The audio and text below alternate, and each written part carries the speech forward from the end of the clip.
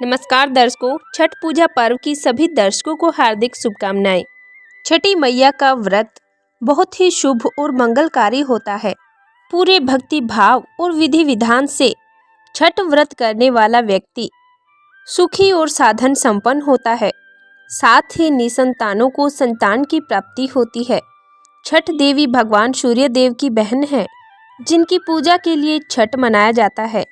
छठी मैया को प्रसन्न करने के लिए भगवान सूर्य की आराधना की जाती है। छठी मैया का ध्यान करते हुए लोग माँ गंगा, यमुना या किसी नदी के किनारे इस पूजा को मनाते हैं। इसमें सूर्य की पूजा अनिवार्य है, साथ ही किसी नदी में स्नान करना भी अनिवार्य होता है। आइए छठ व्रत की कथा सुनते हैं। प्रियव्रत नाम के एक राजा थे। उनकी पत्नी का नाम मालिनी था। दोनों की कोई संतान नहीं थी। इस बात से राजा और उसकी पत्नी बहुत दुखी रहते थे। उन्होंने एक दिन संतान प्राप्ति की इच्छा से महर्षि कश्यप द्वारा पुत्रेष्टि यज्ञ करवाया। इस यज्ञ के फलस्वरूप रानी गर्भवती हो गई।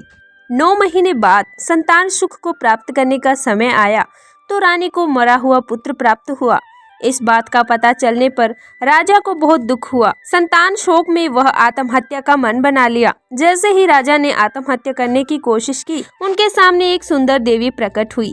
देवी ने कहा कि मैं षष्ठी देवी हूँ। मैं लोगों को पुत्र का सौभाग्य प्रदान करती हूँ। इसके अलावा जो सच्चे भाव से मेरी पूजा करता है, मैं उसके सभी प्रकार के मनोरथ पूर्ण कर देती हूँ।